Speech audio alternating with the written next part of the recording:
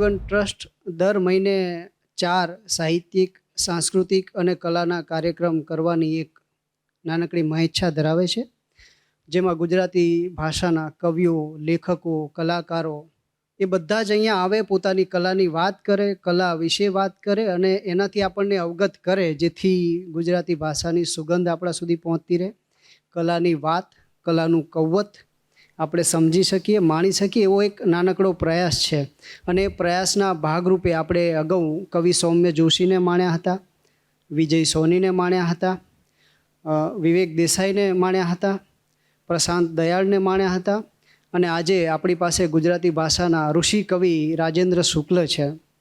તો આ આખી પ્રવૃત્તિ છે અને આ આમ તો જનરલી અત્યારે વેકેશનનો છેલ્લો રવિવાર છે એવું હમણાં કિંજલબેને કીધું, એટલે લોકો થોડા વેકેશનને એન્જોય કરવાના મૂડમાં છે.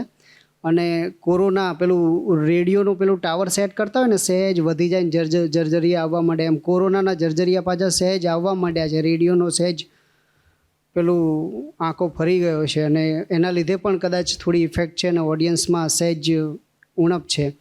એટલે એ વતી બાપુની અમે ક્ષમા થોડી માગીએ છીએ કે આજે એટલી પબ્લિક નથી થઈ શકી. ગઈ વખતે ખાસી પબ્લિક હતી અને અમારા પ્રયત્ન એવા રહેશે કે બને એટલા લોકો વધારે અહીંયા આવે, સાહિત્યને માણે અને પોતાના હૃદયમાં સાહિત્યની વાત લઈને જાય.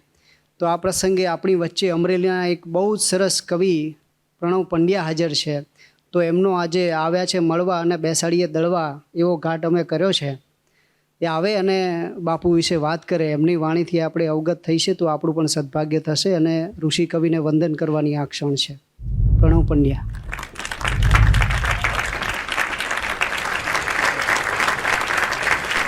નવજીવનમાં સજીવન કવિતા માણવા આવેલા સૌ ભાવકો સૌને વંદન. અનિલે કહ્યું કે તારે રાજેન્દ્ર શુક્લનો પરિચય આપવાનો છે, એટલે કશું કયા વિના મેં બાપુનો શેર જ એને કહ્યો કે લો કરું કોશિશ ને ફાવે તો કહું, લો કરું કોશિશ ને ફાવે તો કહું, શબ્દ જો એને સમાવે તો કહું.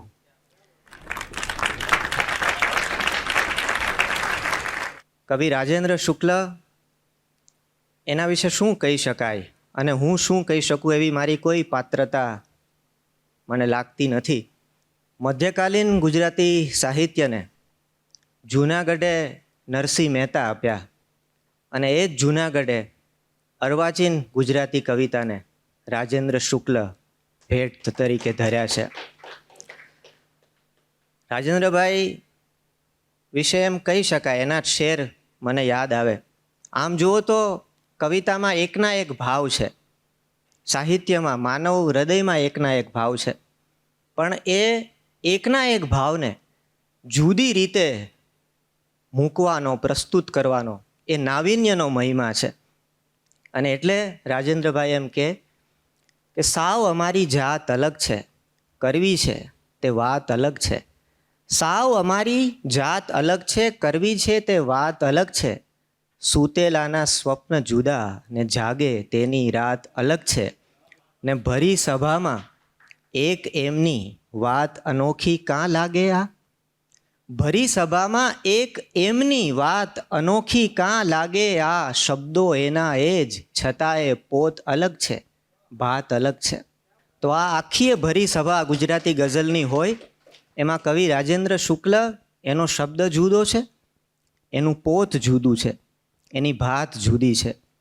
એટલે ગઝલની જે પદાવલીઓ છે એમાં રાજેન્દ્ર બાપુ સંસ્કૃતની પદાવલીઓ લઈ આવે, આપણા લોક સંસ્કારો એને બખૂબી મૂકી આપે.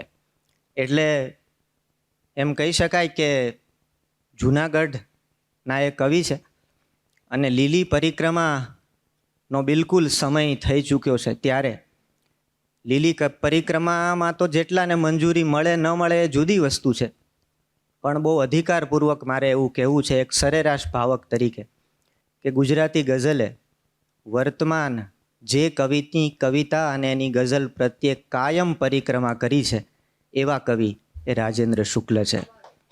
અને આવા એક લીલી પરિક્રમાના કવિ જૂનાગઢના કવિ, બહુ મજાના કવિ, એ આપણી વચ્ચે ઉપસ્થિત છે.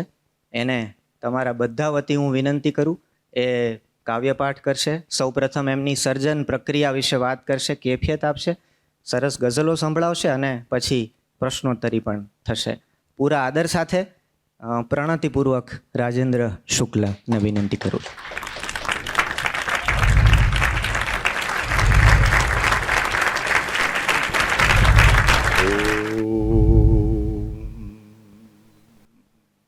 वाङ्मे मनसि प्रतिष्ठिता मनो मे वाचि प्रतिष्ठितम् आविराविर्मयेधि वेदस्थम आणिस्थ श्रुतं मे मा प्रहासीरनेन अजितेन होरात्राननुसन्दधामि ऋतं वदिष्यामि सत्यं वदिष्यामि तन्मामवतु तद्वक्तारमवतु अवतु माम् अवतु वक्तारम् ॐ शान्ति शान्ति शान्ति. કાવ્ય જિજ્ઞાસુ મિત્રો, એના કરતાં વધારે તો કવિ જિજ્ઞાસુ, કેમ કે કવિતા તો તમને વાંચવાય મળે, પણ કદાચ તમારી જિજ્ઞાસા કવિતા સાથે કવિ વિશે પણ હોય એવું મને સમજાયું છે. એક કુતૂહલ રહેતું હોય છે કે આ કાવ્ય પદાર્થ જે છે, જે આપણને ચમત્કારિક અલૌકિક અનુભવ કરાવે છે, એ શું છે એ વિશેની એક સનાતન જિજ્ઞાસા પ્રવર્તે છે. આદિકાવ્યના કવિ વાલ્મીકી, એમને પ્રથમ કાવ્યનું સ્ફુરણ થયું. વૈદિક મંત્રોનું તો દર્શન થતું હતું ઋષિઓને ઋચારૂપે, પણ પહેલેલું લૌકિક ભૂમિકાએ કવિતાનું અવતરણ એ વાલ્મીકી દ્વારા થયું, એટલે આપણે એને આદિકવિ કહીએ છીએ. ક્રૌંચ મિથુનમાં એકનો વધ થતાં જે કરુણાથી સભર ચિત્ત એમનું જે ઉદ્ગાર કરી ઉઠ્યું, એ ઉદ્ગારથી કવિતાનો આરંભ થયો, એવી આપણી પરંપરા છે. મા નિષાદ એ શ્લોકથી. પણ એ પૂરું થયા પછી તરત એમના મનમાં જે ભાવ આવ્યો, એ પછી તરત એમનો ઉદ્ગાર છે, કિમિદમ વ્યાહૃતમ મયા. હું શું બોલી ગયો? એટલે કવિને પોતાને પણ પોતાની કવિતાથી તમને જેવું કુતૂહલ થાય છે એવું કુતૂહલ થાય. ઘણીવાર જૂની કવિતા જોતા હોઈએ ત્યારે એવો ભાવ થાય કે આ મેં લખ્યું છે, આમાં હું નિમિત્ત બન્યો છું, એવું બને. તો એ કવિતાની પ્રક્રિયા, એના વિશે જિજ્ઞાસા એ પ્રવર્તે છે. એને કારણે તો આપણી 2000 વર્ષની કાવ્યશાસ્ત્રની પરંપરા છે, ભરતથી શરૂ થઈને તે છેક સુધી. બધા આચાર્યોએ પોતપોતાની રીતે કવિતાને સમજવાનો પ્રયત્ન કર્યો છે કે આ રસાયણ કઈ રીતે બને છે, આના ઘટકો શું છે, અંદર પ્રક્રિયા શું છે, આ કુતૂહલ કાયમ રહ્યું છે. એટલે ઘણીવાર તો કવિને એમની રચના પ્રક્રિયા વિશે પ્રશ્નો થતા હોય છે, તો વચ્ચે એ પ્રકારના વ્યાખ્યાનો પણ થતા હતા, પોતાની રચના પ્રક્રિયા વિશેના લેખ પણ લખાતા હતા. તો જે કવિઓ હોય એમને પૂછે, તો મેં તો એક રચના પ્રક્રિયા વિશે ગઝલ કરેલી. ના પ્રક્રિયા કશી એ વિસ્ફોટ હોય છે. ના પ્રક્રિયા કશી એ વિસ્ફોટ હોય છે. અને કવિ પણ બધું એના વિશે કહી શકે એવી સ્થિતિમાં નથી હોતો. એ ક્ષણનું તો કશું જ નથી હોતું ક્યાંય પણ, જે હોય તે પછીના બધા કોટ હોય છે. કવિતા તો પ્રગટ થઈ ગઈ, પછી એના વિશે જે કંઈ વાત થાય ને એ પછીના કોટ, ચણેલા કોટ હોય છે. એટલે એને પૂર્ણપણે આપણે પેલું ન ગણી શકીએ, અધિકારપૂર્ણ ન કહી શકીએ. કવિ પણ યત્કિંચિત જ પ્રગટ કરી શકે.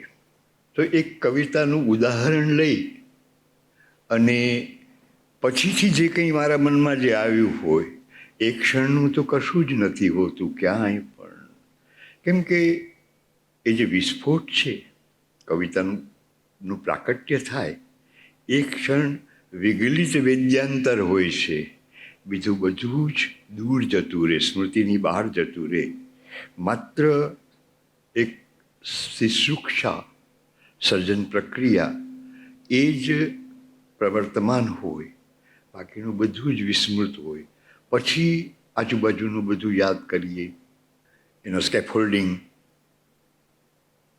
માળખા આજુબાજુના હોય, એ પછી સૂજે કે આ હતા આપણે કાઢી નાખ્યા. ઘણીવાર એ કાઢવાના રહી જતા હોય છે.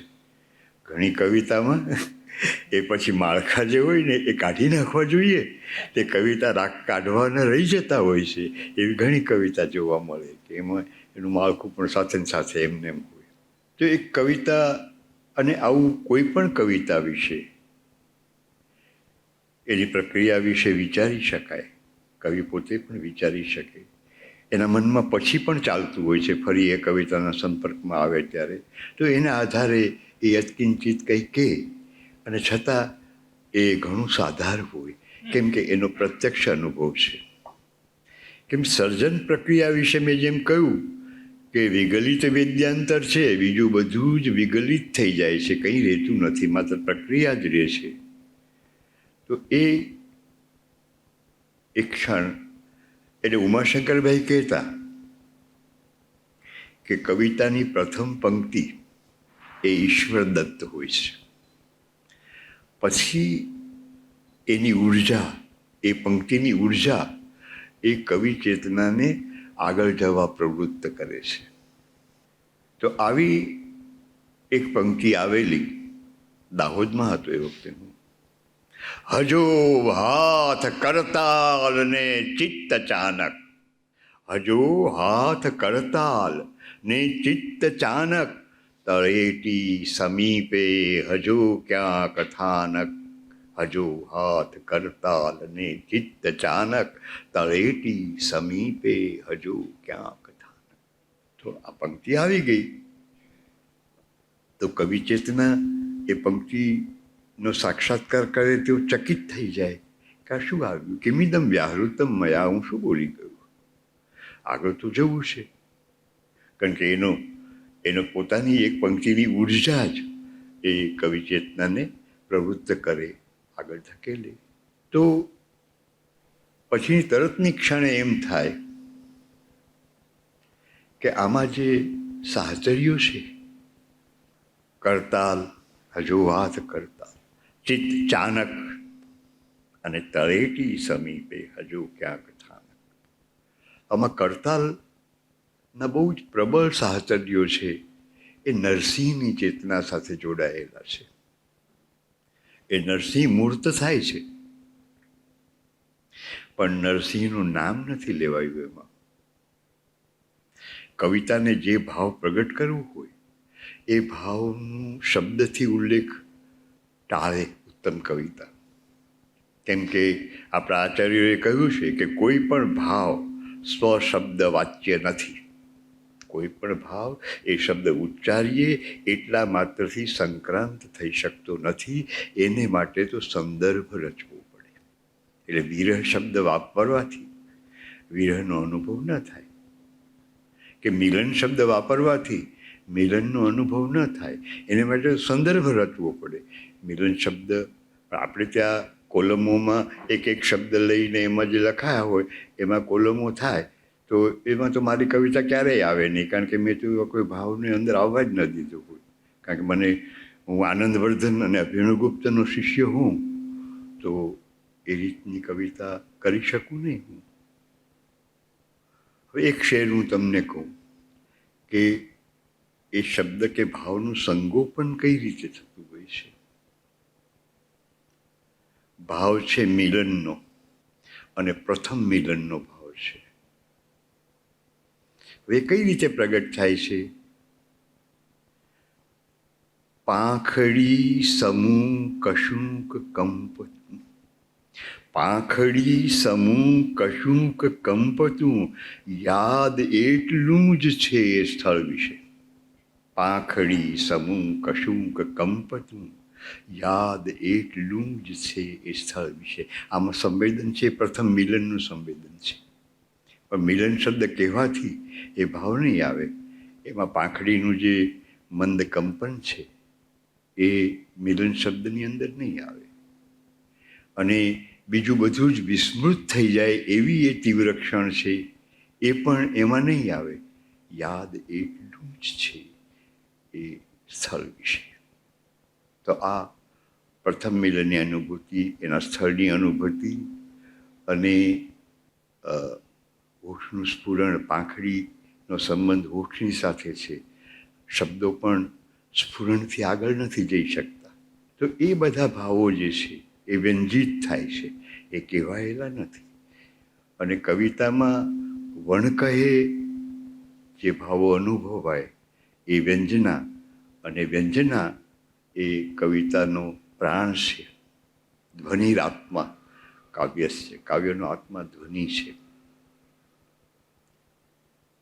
તો એ રીતે એનો અનુભવ થઈ શકે. હવે આ પંક્તિ આવી તો સંદર્ભ નરસિંહનો છે એવો ચેતનામાં ઉદય થયો. હવે આગળ ગતિ કઈ રીતે થાય? નરસિંહ તો પ્રસ્થાપિત થઈ ગયા. પ્રથમ પંક્તિ કવિતાની આવે એટલે બે વસ્તુ પ્રસ્થાપિત થઈ જાય. એક તો એનો છંદ નક્કી થઈ જાય. હજો હાથ કરતા અને ચિત્ત અચાનક લગાગા લગાગા લગાગા લગાગા. આ 5 માત્રાના 4 આવર્તનો એ છંદમાં નક્કી છે. અને બીજી પંક્તિ આવી એટલે ચાનકની સાથે થાનકનો પ્રાસ આવ્યો. આ પણ જો ગઝલનું સ્વરૂપ સાચવવું હોય કવિતાએ, બીજા સ્વરૂપમાં એને વહેવું હોય તો એની છૂટ છે. પણ આ જે શરતો, પૂર્વ શરતો છે એ તો એને અનુસરવું પડે.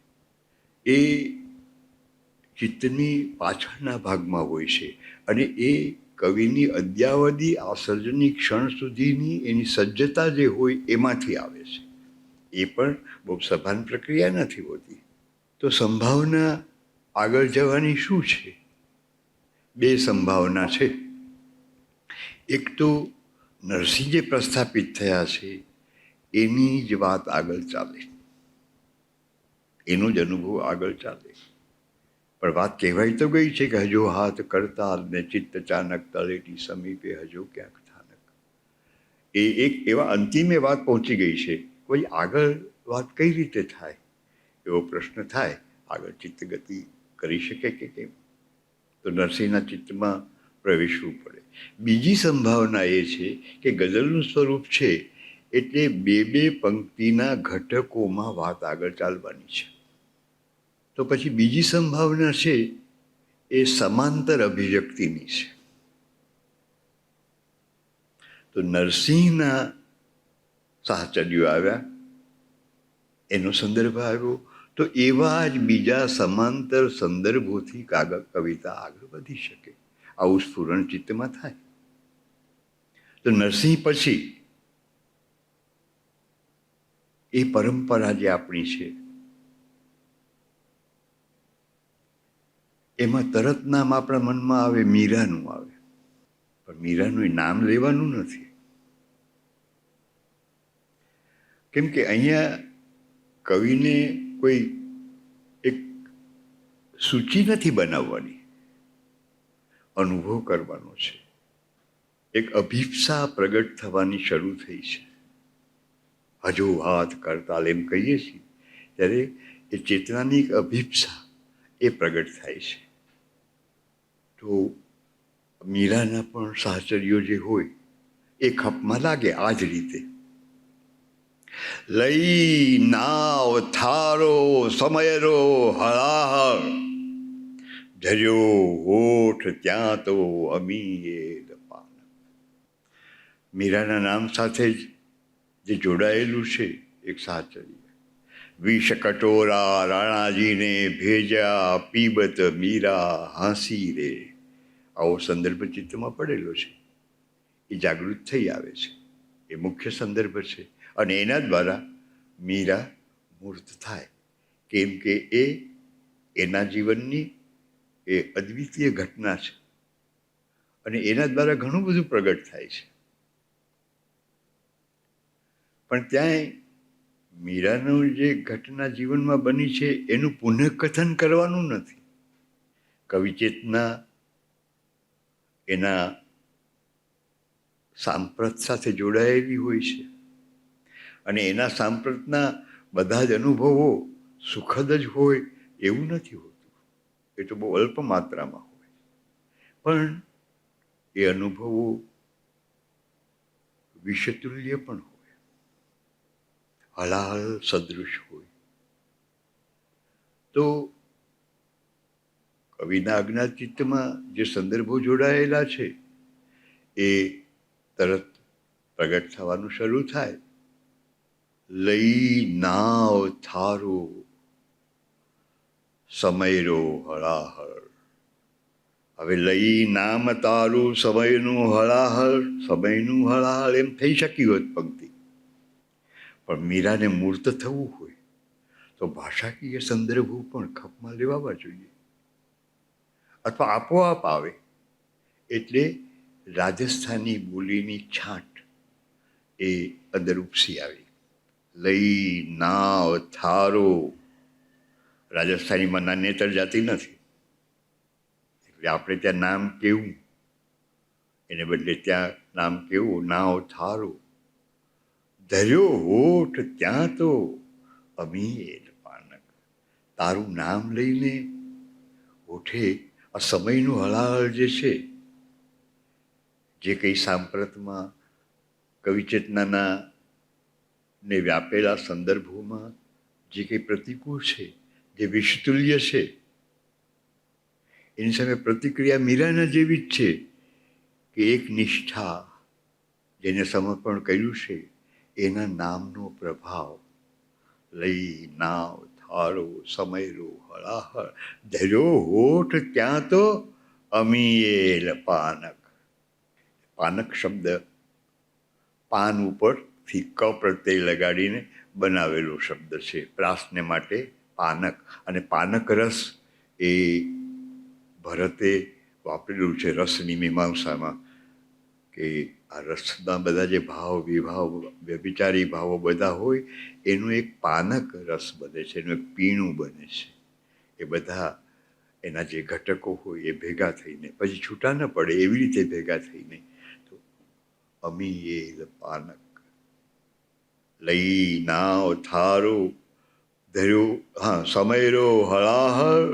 ધર્યો હોઠ ત્યાં તો અમીએલ પાનક. તો અહીં અભિપ્સા નહીં, પણ કોઈક એક નિષ્ઠા, કોઈ એક નામનો પ્રભાવ, એને કારણે વિષનું અમૃતમાં રૂપાંતર થયું એવો અનુભવ, એવી અનુભૂતિ એ અહીં પ્રગટ થાય છે.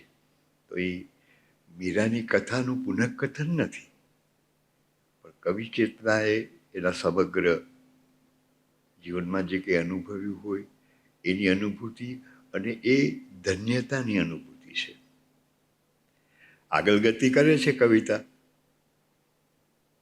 તો પછી તરત આવે છે સુખડ જેમ શબ્દો ઉતરતા રહે છે. સુખડ જેમ શબ્દો ઉતરતા રહે છે, તિલક કોઈ આવીને કરશે અચાનક. સુખડ જેમ શબ્દો ઉતરતા રહે છે, તિલક કોઈ આવીને કરશે અચાનક. ફરી પાછી કોઈક અભિપ્સા. કવિની પાસે સાધન તો શબ્દ જ છે, બીજું સાધન છે નહીં. તો એ શબ્દો ઓરસિયા પર જેમ સુખડ ઉતરતું રહે, ચંદનમાં રૂપાંતર થાય, એમ સુખડ જેમ. તો પોતાની વાત થઈ ગઈ. અહીંયા સંદર્ભ જે છે, ચિત્રકૂટ કે ઘાટ પે ભઈ સંતન કી ભીડ, તુલસીદાસ ચંદન ઘસે તિલક કરે રઘુવીર. આ સંદર્ભ છે. એ રઘુવીરને લાવવાના નથી, કેમ કે અહીં તુલસીદાસ નથી. અહીં તો એક અન્ય સમયમાં જીવતી એક અન્ય ચેતના છે. એની અભિપ્સા, એની શ્રદ્ધા એ પ્રગટ થાય છે.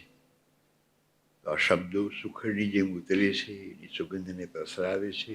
પણ એ ઉતરેલું ચંદન સાર્થક ક્યારે બને? જ્યારે એ તિલક સુધી પહોંચે ત્યારે. અહીં બંને અર્થો છે. પહેલામાં રઘુવીર પોતે તિલક કરે છે, અહીંયા કોઈ અચાનક આવીને સ્વયં તિલકિત થશે અને આજે શબ્દોનું સુખડ ઉતારી રહ્યો છે એને પણ કદાચ તિલકિત કરશે. એવા બંને ભાવો એની અંદર આવે છે. સુખડ જેમ શબ્દો ઉતરતા રહે છે, તિલક કોઈ આવીને કરશે અચાનક. પછી કોણ આવે છે? તો અમે જાળવ્યું છે ઝીણેરા જતનથી. અમે જાળવ્યું છે ઝીણેરા જતનથી, મળ્યું તેવું સોંપીશું કોરું કથાનક. અમે જાળવ્યું છે ઝીણેરા જતનથી, મળ્યું તેવું સોંપીશું કોરું કથાનક. આમને જે અસ્તિત્વ મળ્યું છે કોરું એકદમ, એને અમે બહુ જ સંભાળપૂર્વક ઝીણેરા જતનથી જાળવ્યું છે. એને ક્યાંય ખરડાવા નથી દીધું. એટલે અમને જેવું મળ્યું છે એવું કથાનક, એવું અસ્તિત્વનો જે દાતા છે એને પાછું સોંપી દઈશું. અમારી એમાં કોઈ માયા મમતા નથી. અમે જાળવ્યું છે એટલા માટે કે ક્યાંય અન્ય કશાથી કલુષિત ન થાય, એ ખરડાય નહીં. હવે અહીંયા સંદર્ભ કયો છે? દાસ કબીર જતન કરી ઓઢી, જ્યો કી ત્યો ધરદીની ચદરિયા.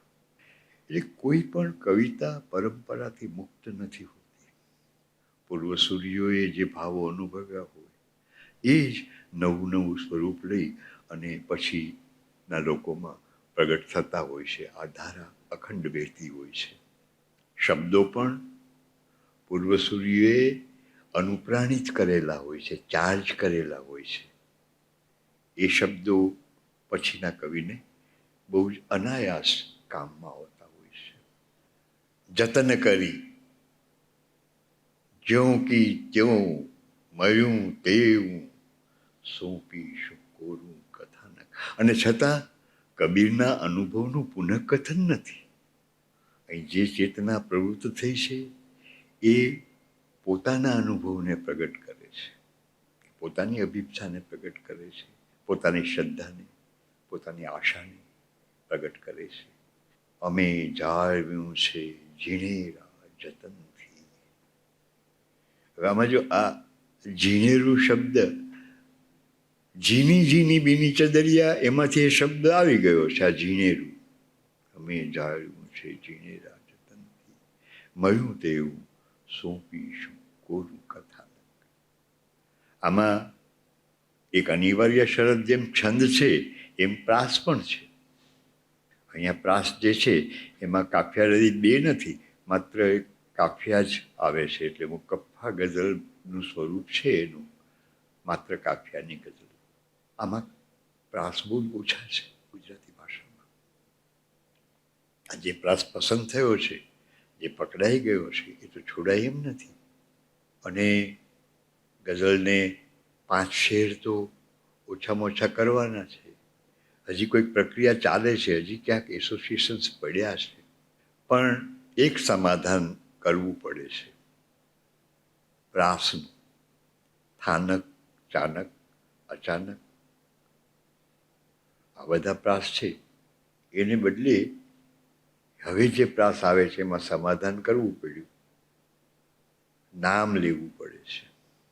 છે ચન જેનું એના જ પંખી ચુગેયા, છે ચન જેનું એના જ પંખી ચુગેયા રખી હથ હેઠા નિહાળે છે નાનક. છે ચન જેનું એના જ પંખી ચુગેયા રખી હથ હેઠા નિહાળે છે નાનક. અહીં નાનક પ્રગટ થાય છે નામથી. એમાં પણ સંદર્ભ રામ કી ચિડિયા રામ કા ખેત ખાલો ચિડિયા ભર ભર પેટ. એ ચિત્તમાં સંગ્રહાયેલો સંદર્ભ એ અહીં સહાય કરે છે. અને ભાષામાં જેમ પહેલામાં બીજા શહેરમાં રાજસ્થાની છાટ આવી એમ અહીંયા પણ છે ચન્ન જેનું એના જ પંખી ચુગેયા રખી હથ હેઠા નિહાળે છે નાનક. તો ત્યાં એ પંજાબી ભાષાનો પૂઠ. આ બધું સંકલ્પપૂર્વક ન થઈ શકે. આને માટે કવિતા લખાય તે સિવાયની જે ક્ષણો હોય છે એમાં પ્રાપ્ત કરેલી સજ્જતા. કેમ કે કવિતા ભાષા વિના તો પ્રગટ થઈ શકે એમ નથી, શબ્દ વિના તો પ્રગટ થઈ શકે એમ નથી. તો એની સજ્જતા એ કંઈ તત્ક્ષણ તમે લેવા નીકળો ને મળે એવી વસ્તુ નથી. એ તો બહુ લાંબી પ્રક્રિયા હોય છે. મને 14 વર્ષની ઉંમરે ખબર પડી ગઈ હતી કે મારે કવિતા લખવાની છે, પણ એ જ વખતે મેં સંકલ્પ કર્યો હતો કે 20 વર્ષની ઉંમર થશે ત્યાં સુધી હું કવિતા નહીં લખું, ત્યાં સુધી એના માટે હું સજ્જ થઈશ, કવિતા પદાર્થને સમજીશ. અને માધ્યમની સજ્જતા વિના તો કંઈ પ્રવૃત્ત થઈ શકાય જ નહીં. એટલે બાકીના સમયમાં એ કામ કવિએ કરવાનું હોય છે જેટલો માધ્યમ પર જેટલું પ્રભુત્વ આવી શકે એટલું એને એ ખપ લાગે. જેમ કે કોઈ શિલ્પી હોય, એનું શિલ્પ આપણે જોઈએ ત્યારે આપણને આનંદ થાય, પણ એના હાથમાં છાલા પડ્યા હોય, દણ પડ્યા હોય, એ ખબર ન હોય આપણને. એને એના માધ્યમની પરખ હોય. શિલ્પી જેમ કે માટીમાં કામ કરે તો માટી કેમ વર્તશે એની એને ખબર હોય. કાષ્ટમાં કામ કરે તો એ લાકડું જોવે ક્યાં કઈ રીતના રેસા છે, એ કઈ રીતે ખપ લાગશે. પથ્થરમાં કામ કરે તો એને પણ બરોબર તપાસે. પ્લાસ્ટર ઓફ પેરિસમાં કામ કરે તો એ રીતે કામ થાય. ધાતુમાં કામ કરે તો એને એ ધાતુ કઈ રીતે વર્તશે એની સભાનતા એને કામ લાગે. પણ એ સભાનતા તત્ક્ષણ મેળવવાની વસ્તુ નથી. એ તો લોંગ બેક ઘણા સમયથી એ સુસજ્જ થયા કરે ત્યારે કલાકૃતિનું નિર્માણ થાય. એટલે કોઈ એમ કે કવિતા તો આવી અને લખાઈ ગઈ એમ નથી. એ તો એક પ્રકારની રંગદર્શિતા છે, એક પ્રકારનું રોમેન્ટિસિઝમ છે. એમાં પડવા જેવું નથી. એમાં ભ્રાંતિ આવે કે હું લખું એટલે કવિતા થઈ જ ગઈ એમ માની અને પછી અત્યારે તો એના મોક્ષ માટે પણ ઘણી બધી અનુકૂળતાઓ છે, ત્યાં અટવાઈ જવાય અને આજુબાજુના લોકો તમને કવિ તરીકે સ્વીકારવા માંડે અને તમે પ્રમુદિત થઈ અને એ સ્વીકારી લો. સ્વીકૃતિ કોઈ પણ સર્જક એ ઝંખે છે, એની જરૂરિયાત છે. એનાથી પર ચોક્કસ થઈ શકાય, એનાથી પર પણ હોય. પોતાના આનંદ માટે જ પ્રવૃત્ત થતા પ્રતિચેતના પણ હોઈ શકે એવી કક્ષાએ પણ પહોંચી શકાય કે જ્યારે અન્યના સ્વીકારની અપેક્ષા ન હોય. પણ એ ક્યારે બને? જ્યારે પોતાને પૂરેપૂરો સ્વીકારે. સ્વીકાર કરતા પહેલા ઓળખવો પડે. પોતાની ચેતનાને ઓળખે અને સ્વીકારે તો પછી બહારની સ્વીકૃતિની અપેક્ષા આવશ્યકતા રહે નહીં. સ્વાંત સુખાય રઘુનાથ ગાથા. એ પોતાના સુખ માટે એ કરે, પછી અન્યને એનો લાભ મળે તો એને આનંદ હોય, પણ એનું લક્ષ્ય ન હોય. આપણી કવિતાથી કોઈને મજા પડી તો એ આપણો આનંદ છે, પણ એ બીજા પ્રકારનો આનંદ છે, એ લક્ષ્ય નથી. જો એ લક્ષ્ય બને તો ગતિ અવરુદ્ધ થાય જ, એ લક્ષ્ય ન હોઈ શકે. હવે આ રચના નાનક પાસે અટકી. હવે બીજી આ સર્જન પ્રક્રિયા સાથે બહુ રસપ્રદ વાત જોડાયેલી છે, એ હું તમને કહું. અન્ય કલાઓ એ કઈ રીતે ઉપકારક બને. તો મારો એક મિત્ર હતો પરેશ ભટ્ટ, ખૂબ પ્રતિભાશાળી હતો, જે સુગમ સંગીતને સ્વતંત્ર કલા માનતો હતો. તો અમારો સંબંધ હતો એટલે મારી બધી જ કવિતાઓ એને સાંભળી હોય. અમે જ્યારે મળીએ ત્યારે હું નોટમાં છેલ્લેથી વાંચવાનું શરૂ કરું, એટલે પછી આવે તો કે હા, ગયા વખતે અહીં સુધી આપણે વાંચી હતી. એ રીતે તો હું એ વખતે દાહોદ હતો, આ કવિતા રચાઈ ત્યારે. પરેશ વડોદરામાં ડ્યુટી ઓફિસર હતો, ઓલ ઇન્ડિયા રેડિયોમાં, આકાશવાણીમાં. એટલે મારો કાર્યક્રમ એ ગોઠવે તો શનિવારે ગોઠવે, જેથી શનિ રવિ અમે સાથે રહી શકીએ. એટલે અમારા નિત્યક્રમ પ્રમાણે હું એને કવિતા સંભળાવું. મારી બધી જ કવિતા એને આપેલાની સાંભળેલી હતી. આ કવિતા મેં એને સંભળાવી ત્યારે એ બોલ્યો કે મને આ લખી આપો ને. મેં કીધું કેમ? મારે ગાવી છે. આ ભૂમિકાએ સાચું મિલન શક્ય બને શબ્દનું અને સ્વરનું. મને નવાઈ લાગી કે આ પહેલાંની મારી બધી જ કવિતાઓ એમ સાંભળી છે, આ કવિતા જ કેમ એને ગાવી છે. કેમ પરેશ, આ કવિતા કેમ ગાવી છે? હવે જો એક સ્વરકારનું વિઝન, એનું દર્શન એ કેવું હોઈ શકે. શબ્દનો ઉંબર તો ઓળંગે નહીં, એ કવિના શબ્દનો ઉંબર તો ઓળંગે નહીં, તો એના ગાનને હું શું કરું? જે શબ્દનો ઉંબર ઓળંગ્યા નથી ને એ ગાય, એમને જેમ સૂજે એમ, તો એને હું શું કરું? તો આ શબ્દમાં પ્રવેશ કરવો એ પહેલી શરત છે સુગમ સંગીતમાં. શાસ્ત્રીય સંગીતમાં શબ્દ ગૌણ બને છે, સ્વરનું પ્રાધાન્ય છે, પણ અહીં તો એ શક્ય નથી. એટલે શબ્દને પામ્યા વિના શબ્દ ગાઈ શકાય નહીં. હવે એને મને જે જવાબ આપ્યો એમાં આપણને ખ્યાલ આવે મને કે તમે આમાં નાનક સિવાય કોઈનું નામ લીધું નથી. બાકીના જે સંતજનો છે એ વ્યંજનાથી, એટલે કે એમના સાહચર્યોથી વ્યંજિત થાય છે. તો આ શબ્દનું સાહચર્ય છે. એવું જ આ બધી જ વ્યક્તિઓ સાથે સંગીત જોડાયેલું છે. કેમ કે મધ્યકાળમાં તો કવિ સ્વયં ગાયક પણ હતો. તો આ બધા સાથે સંગીતના સાહચર્યો પણ છે. એટલે સંગીતમાં એ સાહચર્યો દ્વારા આની વ્યંજના થઈ શકે, એ એનું દર્શન હતું. રોમાંચક હતી વાત આખી. એટલે મેં એને આ કવિતા લખી આપી. પછીની અમારી મુલાકાત થઈ, પાછો હું વડોદરા ગયો ત્યારે મને કે એ શેરને કપલેટ કહેતો, કે 3 કપલેટ થઈ છે. સરસ. એટલે સ્ટુડિયોમાં જઈ અને એને મેં સંભળાવી નથી. વચમાં મને રસ્તામાં કહ્યું મને એક લખી આપો ને. કેમ? તો મને આમાં ચૈતન્ય દેવ વિશેની એક કપલેટ લખી આપો ને. મેં કીધું ચૈતન્ય દેવ મને ખૂબ પરિચિત છે. ચૈતન્ય ચરિતામૃત હું વાંચું પણ છું, અને હું જ્યાં રહું છું ત્યાંથી દક્ષિણની યાત્રામાંથી પાછા ફરતી વખતે ચૈતન્ય ભગવાન ત્યાંથી પસાર થયા હતા, દાહોદથી. એ પણ મને ખબર છે. પણ પ્રાસ વિના હું શું કરું? મારે એમના વિશે એક શેર કરવો હોય તો પ્રાસ જોઈએ, અને આમાં પ્રાસ તો બહુ જ ઓછા છે ભાષામાં. ના થશે કે છે આવું કહીને પછી સ્ટુડિયોમાં ગયો. પછી બેઠો, હું સામે બેઠો.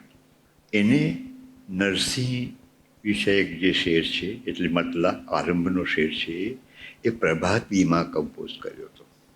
અને એને જે કમ્પોઝ કર્યું છે એ ગુજરાતી ભાષાનું એક ઉત્તમ કમ્પોઝિશન છે, ગુજરાતી કવિતાનું. પછી મીરા વિષયક જે શેર છે એ એને રાજસ્થાની માંડમાં કમ્પોઝ કર્યો. પછી તુલસીદાસ વિશેનો શેર છે, એને પરંપરાગત રીતે જે ચોપાઈનું ગાન થાય છે એ ગાનમાં એને ઢાળ્યું. એક ક્ષણ રોમાંચક હતી મારે માટે કે એને પૂરેપૂરો ન્યાય આપ્યો તો એ જે કહેતો હતો કે સંગીતના સાહચર્યોથી વ્યંજના થાય જે તે સંતની. એ વખતે મને વિચાર આવ્યો કે આ પરેશ જે કરે છે ને એ ગાન છે, અને ગાન પરથી ક પ્રત્યય લગાડીને ગાનક શબ્દ બની શકે. એટલે બહાર નીકળી મેં કીધું થશે પરેશ. અને પરેશ જે કરે છે એ ગાન છે, અને ગાનને ચૈતન્ય દેવ સાથે તો સંબંધ પૂરેપૂરો છે, કારણ કે એનું તો ગાન દ્વારા જ હરિબોલ હરિબોલ સંકીર્તન દ્વારા જ એકાકાર થવાની પ્રક્રિયા હતી એમની. એટલે પછી હું પાછો ફરતો હતો ત્યારે બસમાં આ શેર બન્યો. આજે મારી નોટમાં આ બાજુ 5 શેર લખેલા છે અને સામેની કોરી બાજુએ આ શેર પછીથી ઉમેરાયેલો છે. એટલે બે કલાના સાહચર્યથી કેવો ચમત્કાર બને એનું આ ઉદાહરણ છે કે જે કવિને પણ પ્રેરિત કરે. એમ નહીં કે પેલા ધૂન બનાવીને કે હવે શબ્દ પૂરી આપો, એમ નહીં. અને ચૈતન્ય દેવનું શેર એને કેમ જોતો હતો એના વિશે જઈને વાત કરી ત્યારે પણ આપણને ખબર પડે કે એના દર્શનની વિશાળતા કેટલી હતી. એ કે સૌરાષ્ટ્રથી શરૂ થાય, પછી રાજસ્થાન જાય, પછી પંજાબ, પછી અયોધ્યા, એ કમાન ત્યાં અટકી જાય છે ને એ બંગાળમાં ઉતરી જવી જોઈએ. આ એનું વિઝન હતું. એટલે એક કમ્પોઝરનું વિઝન કેવું હોઈ શકે, ત્યાં ઉતરી જવી જોઈએ એ કમાન, તો પૂરું થાય. એટલે એનો શેર આવ્યો, નયનથી નિતરતી મહાભાવ મધુરા, નયનથી નિતરતી મહાભાવ મધુરા, બહો ધૌત ધારા બહો ગૌડ ગાનક. એવો શેર આવ્યો. આ ચૈતન્ય દેવનો શેર છે. એમના નેત્રો સતત વહેતા રહેતા હતા ગાન કરતા ત્યારે, નયનથી નિતરતી. અને એ જે અવસ્થા એને ચૈતન્ય સંપ્રદાયમાં મહાભાવ કહે છે, અને એ મધુરા ભક્તિ છે. મહાભાવ મધુર, નયનથી નિતરતી મહાભાવ મધુરા, બહુ, બંગાળીમાં વ નથી ઉચ્ચારાતો, બહુ ધૌત ધૌત ધારા બહુ ગૌડ ગાનક. ને ત્યાં વાત પૂરી થઈ. પછી ઘરે જઈને આ શેર બસમાં મનમાં આવેલું એટલે લખવા હું બેઠો ત્યારે એક ચમત્કાર થયો. એક શેર અનાયાસ આવ્યો, જે મારી ચેતનામાં કાંઈ હતો નહીં કે આવું પરેશે પ્રેર્યો ને આ શેર બન્યો, એવું નહોતું. શબો રોજ એની મહેકનો મુસલસલ, અજબ હાલ હો ને અનલ હક હો.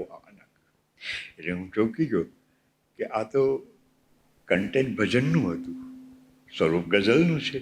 તો આ મંસૂર અલ હિજાજના સંદર્ભથી આ રચના આવી અને ત્યાં એ સમાપ્ત થઈ. એટલે સ્વરૂપ ગઝલનું જળવાઈ રહ્યું. શબો રોજ, રાત દિવસ, શબો રોજ એની પરમ તત્વની મહેક નો મુસલસલ, એટલે સતત. શબો રોજ એની મહેકનો મુસલસલ, અજબ હાલ હો. આ હાલ શબ્દ પણ સમાધિની અવસ્થા માટે વપરાય છે સૂફી પરંપરામાં. હાલ એટલે, અને એ હાલમાં એક પંક્તિ મનમાં આવી જાય ને તો એ સૂફી છે એ આખી રાત એક પંક્તિ રટા કરીને ડોલ્યા કરે. આ હાલની અવસ્થા હોય છે. એ પેલી જે મહાભાવ મધુરા, એ મહાભાવની વ્યવસ્થા છે, એને જ મળતી અવસ્થા આ પરંપરામાં પરમતત્વ સાથે તદ્રૂપતા સિદ્ધ થતી હોય એવી સ્થિતિ એ હાલ કહેવાય. એને આપણે હાલ શબ્દ બહુ જ સંકુચિત અર્થમાં આપણે વાપરીએ છીએ, હાલ હવાલના અર્થમાં વાપરીએ છીએ, પણ હાલનો પારિભાષિક અર્થ એ આ પ્રકારની સમાધિ અવસ્થા એ છે. અજબ હાલ હો ને અનલહક હો. આમ આ ગઝલ પૂર્ણ બની 7 શેરની આવી રીતે થઈ. આ એની સર્જન પ્રક્રિયા હતી. પણ પછી એની સાથે જોડાયેલી પ્રક્રિયા તો એને પછી નાનકદેવનું જે શેર હતું એ પંજાબી લોકસંગીત હીર નામનું સંગીત જે છે, હીર પ્રકાર છે, એમાં કમ્પોઝ કરી. અને ચૈતન્ય દેવનો શેર હતો એ બંગાળી બાઉલ સંગીતમાં ઢાળ્યો.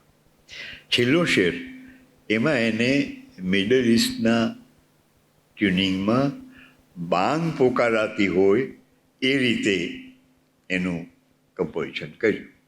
He took 4.5 years to compose one ghazal. 4.5 વર્ષ લાગ્યા આ સર્જન પ્રક્રિયા, અને એને માટે જોઈતું ધૈર્ય. તો શું પછી મળ્યા ત્યારે મને આ નાનકનો શેર સંભળાયો, આ પણ સંભળાયો, તો પણ મને કે કબીર નથી પકડાતા, કોઈ ઉતાવળ એને નહોતી. તો એને સંગીતના ઇતિહાસોને બધું તપાસી અને એવું ગોચ્યું કે એમના સમયમાં એક રસિયા નામનું ફોક ફોર્મ હતું એ પ્રદેશમાં, અને રસિયાની 40 વર્ષ જૂની રવિજીએ વગાડેલી એક નાની રેકોર્ડ શોધી કાઢી, અને એના આધારે આ શેર એમને કર્યો. બરોબર. હવે પછીનો પ્રશ્ન એ હતો કે પહેલો શેર એ સ્થાયી પ્રભાતિથી ઉપાડ થાય, અને પછીના બધા જે શેર છે એ ભિન્ન ભિન્ન સંગીત તરાહોમાં ઢળ્યા. બરોબર. એને સ્થાયી સાથે કનેક્ટ કેમ કરવા? એટલે એનું કનેક્ટિંગ મ્યુઝિક, અંતરાઓને સ્થાયી સાથે જોડતી સ્વર રચના, એ એની ચેલેન્જ હતી. એ પણ એને પાર પાડી, અને 4.5 વર્ષે એને એનું રેકોર્ડિંગ કરાવ્યું રાજકોટ રેડિયો સ્ટેશનમાં મોરારી બાપુની હાજરીમાં. અને પછી મને પોસ્ટકાર્ડ લખ્યો કે એક બહુ મોટું કામ આપણાથી થયું, આપણે તો આમાં નિમિત્ત છીએ. એટલે આખો જે ભક્તિનો પ્રવાહ છે એનું આખું એનું જે વિઝન હતું એ એને આમાં મૂર્ત કર્યું. તો આ એની સર્જન પ્રક્રિયા શબ્દની અને એની સાથે સ્વરની સર્જન પ્રક્રિયાની યાત્રા. તો એ રીતે આ બહુ યુનિક રચના છે. એને મારી 2 રચના જ કમ્પોઝ કરી છે, એક આ અને એક બીજી, રૂડી ચોપાટું મંડાણી ચંદન ચોકમાં નાખ્યા લખ 84 દાવ, એવી ચોપાટું મંડાણી ચંદન ચોક. તો એ વખતે દાસભાઈ સંગીત શિબિરો કરતા, ત્યારે એમાં એક કવિને પણ નિમંત્રે, સરકારને પણ નિમંત્રે. તો એ ખ્યાલ રાખતા કે મારો ને પરેશનો સમય એક રાખે. તો આ એ વખતે શિબિર માંગરો શારદા ગ્રામમાં હતી, અને જોગાનું જોગ મોરારી બાપુ પણ હાજર હતા. તો એની હાજરીમાં પરેશે આ રચનાનું કમ્પોઝિશન ગાયું. અદ્ભુત હતું. એટલે હું તો એકદમ આત્મસ્થ થઈ ગયો હતો. પછી બહાર નીકળ્યા અમે, એટલે મેં એને ખભે હાથ મૂકીને કહ્યું, પરેશ, છેલ્લો અંતરો તે ગાયો તો કે નહીં? મેં એ રજીસ્ટર નથી થયો મારા મનમાં, એની નોંધ મારા ચિત્તમાં દેવાઈ નથી. મને કે નહોતો જ ગાયો ને? કેમ? તો કે એમાં આખી રચનામાં હવે ચોકરે ઘેરીને મરમી મલકતા અમે નેણ ઢાળ્યા રે નતોડ. તો ચોપાટ રમ્યા હોય એને ખબર પડે કે નતોડ એટલે શું. તોડ જ ન થયો હોય, તમને અંદર પ્રવેશ જ ન મળે એવી સ્થિતિ. તો પરમ તત્વ સાથેની આપણી જે ખેલ છે એમાં આપણને ઘણી વાર પ્રવેશ જ ન મળે, અને એ આપણે સ્વીકારવાનું હોય. આ તારી સંગે જે ખેલું મેં તો બહુ સહેલું માનેલું. આ તારી સંગે જે ખેલું મેં તો બહુ સહેલું માનેલું. એટલે આ આપણો બધાનો અનુભવ છે. તો મને કહે કે આમાં આખી કવિતા છે ને આ નતોડ શબ્દ ઉપર છે, અને નતોડ શબ્દનું સંગીત હજી મને મળ્યું નથી. આ ધૃતિ, આ ધૈર્ય, બાકી ગાઈ નાખાય આગળના જે સ્વરો હોય એ પ્રમાણે, બીજા અંતરાના કઈ રીતે. તો આ આવો હતો પરેશ. તો બહુ વહેલો જતો રહ્યો, ઇલેક્ટ્રિક એક્સિડન્ટ થયો એમાં. એટલે એની અંજલિ સભામાં મેં કહ્યું હતું કે ભારત આપણા સુગમ સંગીતના પુણ્ય થોડાક ઓછા પડ્યા. એ પછી એકવાર મને સપનામાં આવેલો, મેં એને પૂછ્યું કે પરેશ, શરીર વિના ન ગાઈ શકાય? આવું મેં સપનામાં પૂછ્યું. એને કહ્યું ગાઈ શકાય, હું ગાઉં જ છું ને. આવો એનો જવાબ હતો. તો મને સંભળાતું નથી. તો સમ્રાટ. આ એક્ઝેક્ટ સપનું આવેલું મને. તો આ મને લાગે છે કે સર્જન પ્રક્રિયાની રહસ્યમયતા એના વિશે સારી એવી વાત આપણે થઈ ગઈ છે, એટલે એને અટકાવીએ છીએ. ઘણી બધી કવિતાઓ વિશે આવી રીતે વાત કરી.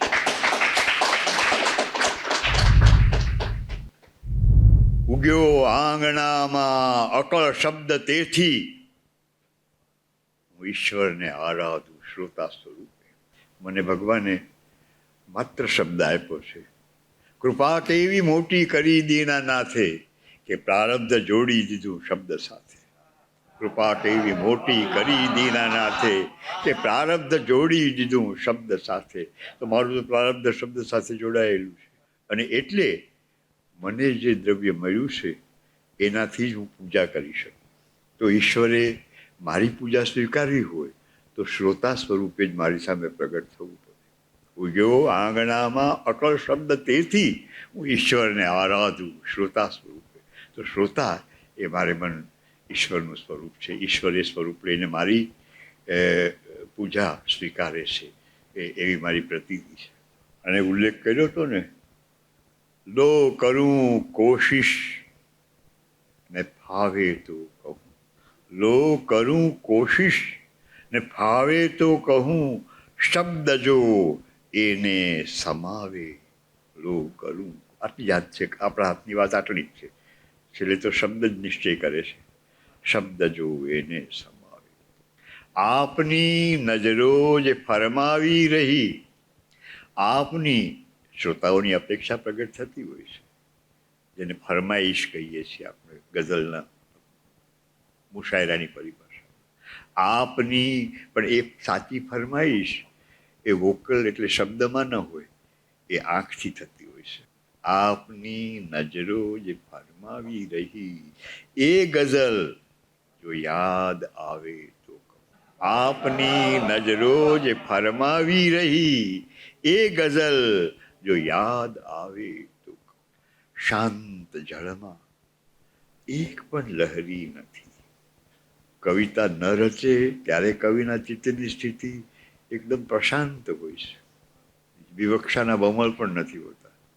શાંત અને વિવક્ષા તો અમસ્થી હોય નહીં, હોય તો શિશ્રુક્ષા હોય. વિવક્ષા હોય જ નહીં. કવિને કંઈ કહેવાનું હોતું જ નથી, એને રચવું હોય છે શબ્દ દ્વારા. એટલે જે કહેવું જે છે એ કવિનું કામ નથી. શાંત જળમાં એક પણ લહેરી નથી. કોઈ થોડું ખળભળાવે, કોઈ સંક્ષોભ પેદા કરે આ શાંત જળમાં, તો કવિતા પ્રવૃત્ત થાય. કવિતાનો ધર્મ એ તારસ્વરા ન હોઈ શકે. હું કદી ઊંચા સ્વરે બોલું નહીં, આ કવિતાની પ્રતિજ્ઞા છે. હું કદી ઊંચા સ્વરે બોલું નહીં, નહીં તો એ ચિત્કાર બની જાય. કવિતા ન રે, મોટે ભાગે ચિત્કાર બની જતી હોય છે કવિતા. એટલે એ તો પેલું ગલુડિયાના કાંવકાવ જેવું હોય છે, ચિત્કારવાળી કવિતા. હું કદી ઊંચા સ્વરે બોલું નહીં, એકદમ નજદીક આવે તો કહું. એટલે ભાવકની પાસે સર્જકની જે અપેક્ષા છે તે એકદમ સન્નિકટતાની છે. એ સેજ છાપું વાંચે એમ વાંચીને મૂકી દેવાનો હોય તો કવિતા એની પાસે પહોંચે નહીં. એકદમ સર્જક ચેતનાના સાનિધ્યમાં, એની સન્નિકટતામાં જવું પડે. એકદમ નજદીક આવે તો કહું. આ રહસ્ય કે છે સર્જક ચેતના, પણ એમાં એનો કોઈ અહંકાર નથી, કોઈ દર્પ નથી એમાં કે હું તો જ કહું, એવું નથી. પણ એમ છે, એ વાસ્તવ છે. કવિતાનું વાસ્તવ છે, કવિનું વાસ્તવ છે, સર્જન માત્રનું વાસ્તવ છે. કેમ કે નહીં, અને ઊંચા સ્વરે તો કે જ નહીં. કોઈને કહેવું નથી એવું નથી, કોઈને કહેવું નથી એવું નથી, સેજ તૈયારી બતાવે તો કહું.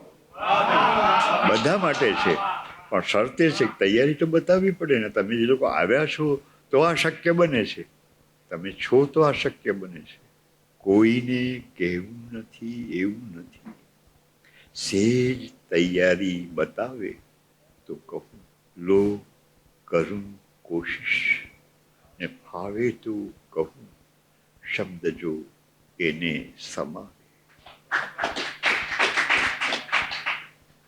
આ અહીં પહોંચ્યા પછી એટલું સમજાય છે.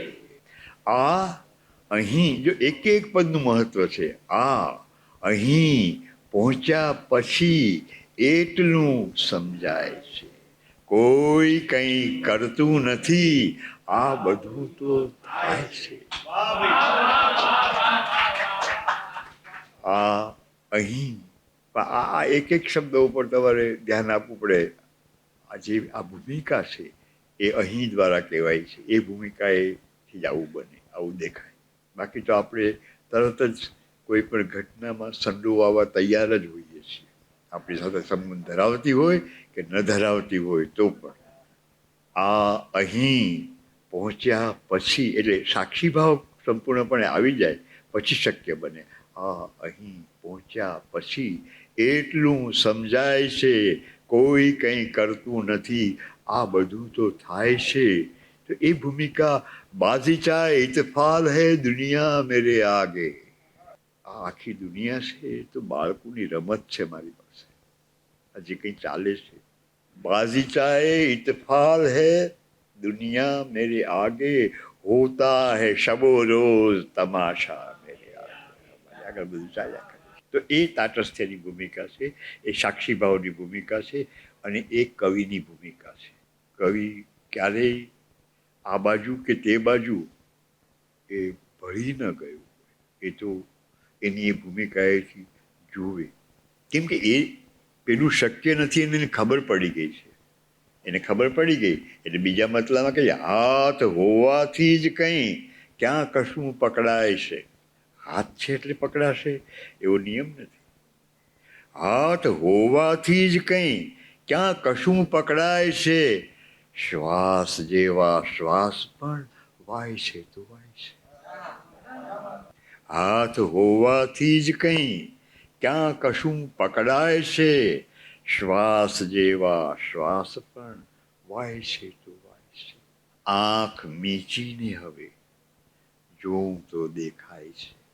આંખ મીચીને જોવું એટલે અંદર જોવું. જો અંતરદ્રષ્ટિ આવી જાય તો બધું જે છે તે યથાતથ દેખાય. તમારા પોતાથી રંગાયેલું ન દેખાય. પ્રોજેક્ટેડ ન હોય કશું, વિશફુલ ન હોય કશું. આંખ મીચીને હવે જોઉં તો દેખાય છે. ક્યાંક કંઈક ખુલી રહ્યું, ક્યાંક કંઈક બીડાય છે. ક્યાંક કશું પ્રફુલ્લિત થાય છે, ક્યાંક સર્જન થાય છે, ક્યાંક વિસર્જન થાય છે. અને સર્જન વિસર્જન બેય ઘટના એને એકી સાથે દેખાય છે, એકી સાથે જોઈ શકે છે. એક સરખી જ છે એમ જોઈ શકે છે. સર્જન ને વિસર્જનની બંને ઘટના.